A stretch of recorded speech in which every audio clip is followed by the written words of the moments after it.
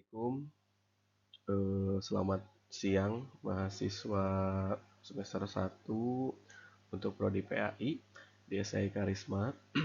Di sini untuk pertemuan kita hari ini kita akan berdiskusi atau mempelajari tentang perkembangan dan pengembangan ilmu pengetahuan alam. Di materi hari ini yang secara garis besar mungkin kita akan memahami bagaimana suatu ilmu itu diperoleh dengan cara yang baik, yaitu dengan cara metode ilmiah, ya tentunya saja metode ilmiah dalam sains. Sebelum kita masuk ke materi inti, kita harus tahu dulu yang dimaksud dengan IPA itu apa, ya. Itu jadi kalau ilmu pengetahuan alam itu adalah ilmu yang mempelajari tentang pengungkapan rahasia dan gejala alam. Apa saja yang dimaksud dengan hal tersebut? Yaitu meliputi asal mula alam semesta dengan segala isinya, termasuk proses, mekanisme, sifat benda maupun peristiwa yang terjadi. Kemudian, ilmu ini terus berkembang sejalan dengan sifat manusia yang selalu ingin tahu, gitu. Sesuai dengan yang materi kelompok pertama kemarin diskusikan tentang keingintahuan tentang perkembangan ilmu pengetahuan ataupun ilmu alamiah dasar, ya. Kita lanjutkan. Nah, secara garis besar yang tadi saya katakan di awal, bahwa metode ilmiah itu sebagai dasar ilmu pengetahuan alam. Tapi tidak hanya ilmu pengetahuan alam saja, metode ilmiah itu dasar juga bagi ilmu pengetahuan yang lain. Kenapa? Karena dengan proses metode ilmiah di sini, dengan pengertiannya adalah prosedur untuk mendapatkan pengetahuan yang disebut ilmu, gitu.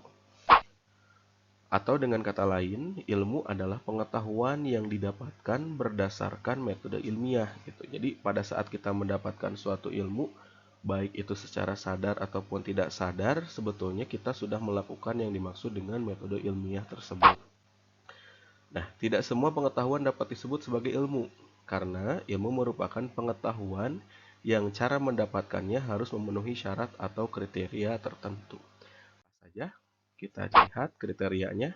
Yang pertama, logis atau masuk akal, dengan kaidah-kaidah ilmu pengetahuan yang telah diakui kebenarannya.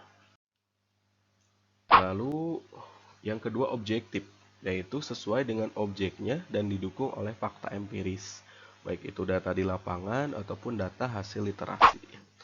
Yang ketiga, metodik. Nah, pengetahuan diperoleh dengan cara-cara tertentu yang teratur, dirancang, diamati, dan terkontrol. Lalu sistematis. Nah, sistematis. Jadi ada 4. Lalu untuk lanjutannya, berlaku untuk umum atau universal, yaitu berlaku untuk siapa saja dan di mana saja, yaitu dengan cara eksperimentasi yang sama akan diperoleh hasil yang sama atau konsisten. Yang terakhir, kumulatif, yaitu berkembang dan tentatif. Nah, langkah-langkah dalam metode ilmiah. Operasionalisasi metode ilmiah dijabarkan dalam tahap kegiatan berikut. Yang pertama, merumuskan masalah. Masalah adalah topik atau objek yang diteliti dengan batasan yang jelas serta dapat diidentifikasi faktor-faktor yang terkait. Sebagai contoh, mungkin kalau dalam kehidupan sehari-hari, ya, pada saat kita menemukan masalah ini pun akan berhubungan dengan tugas mata kuliah kita hari ini, ya. Jadi nanti teman-teman mahasiswa akan saya berikan suatu tugas untuk menganalisis suatu metode ilmiah yang berdasarkan masalah-masalah yang ditemukan oleh teman-teman mahasiswa sendiri. Sebagai contoh misalkan gini, permasalahan bersangkutan dengan keaktifan mahasiswa dalam pembelajaran atau perkuliahan daring. Nah, itu masalahnya. Lalu dirumuskan masalahnya seperti apa? Dari mulai sumber masalahnya, misalkan karena keterbatasan kuota, lalu yang kedua mungkin karena jarak antara kampus ataupun tempat mahasiswa yang ada sinyalnya dan dengan yang tidak. Yang ketiga, misalkan keterbatasan fasilitasnya berkaitan dengan handphone ataupun laptopnya.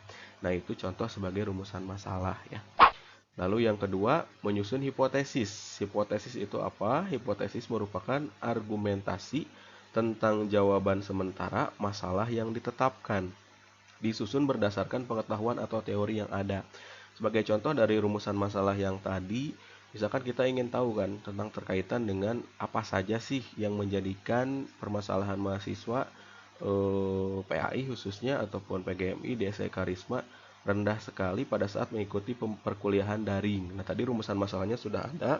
Misalkan di hipotesis kita menduga bahwa pada saat pembelajaran menggunakan video YouTube akan meningkatkan kehadiran mahasiswa pada saat perkuliahan daring. Nah, itu hipotesisnya.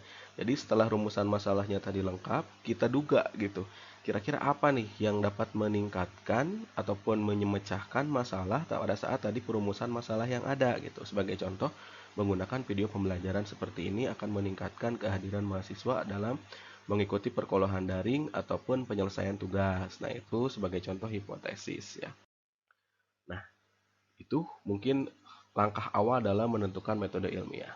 Lalu metode ilmiah dapat memberikan latihan dan kebiasaan berpikir sistematis. Karena pada saat kita sebagai akademisi gitu ya, pada saat ini teman-teman mahasiswa juga sudah menjadi suatu perkuliahan ataupun pembelajaran andragogi ya. Jadi pembelajaran orang dewasa. Pada saat menentukan atau memecahkan suatu masalah, jangan tergesa-gesa.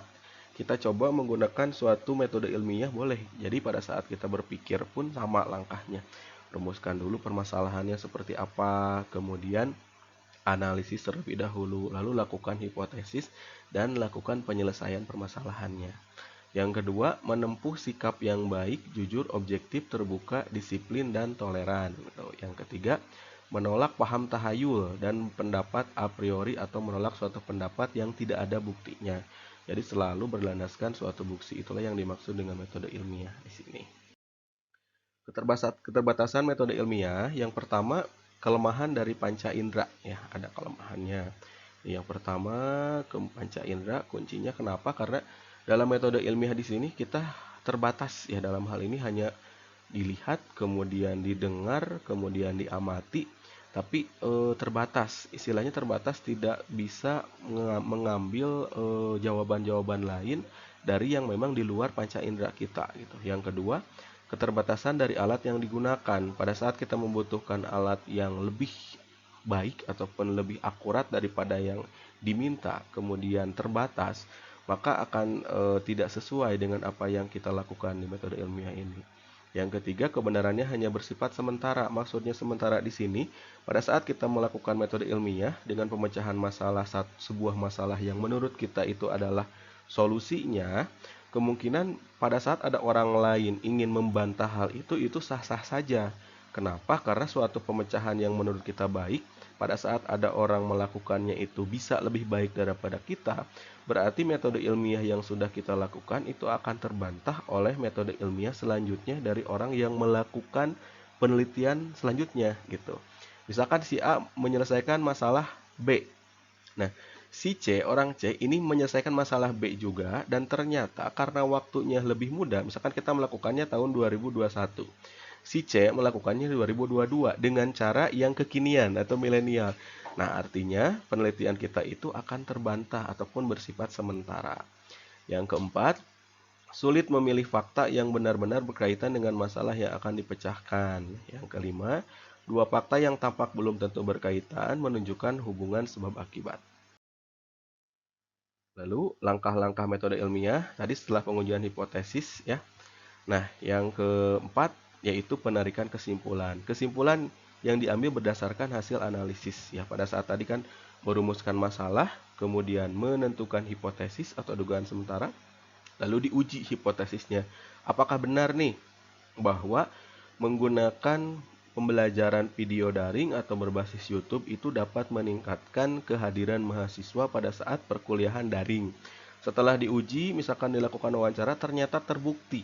Nah, lalu ditariklah kesimpulan bahwa pembelajaran daring dengan berbasis video YouTube dapat meningkatkan tingkat kehadiran mahasiswa di SCI Karisma. Seperti itu. Lalu, untuk sikap ilmiah ya di sini, yang pertama jujur. Jadi pada saat kita melakukan metode ilmiah itu harus jujur. Yang kedua terbuka, toleran. Lalu harus optimis. Lalu skeptis.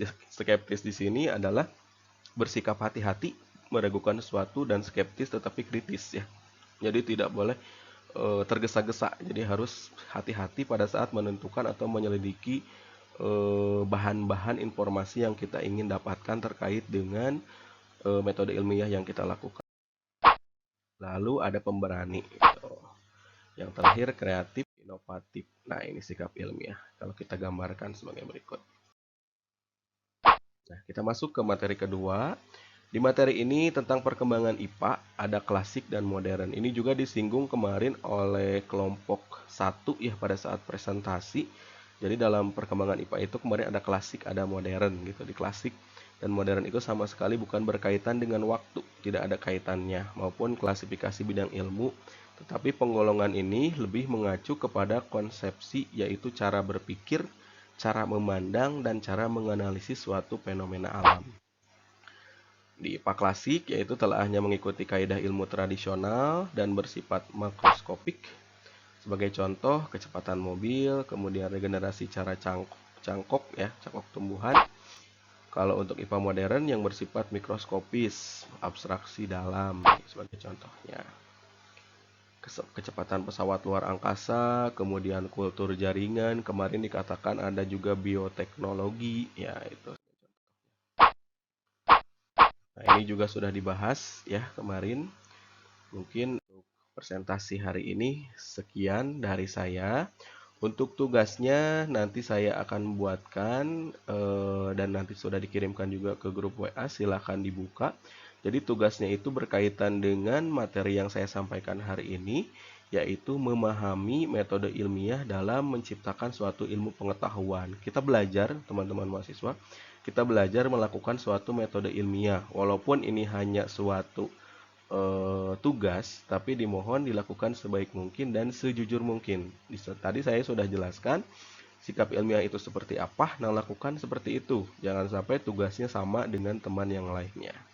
Mungkin itu saja di pertemuan kita hari ini. Terima kasih atas waktunya. Silakan dipahami video ini.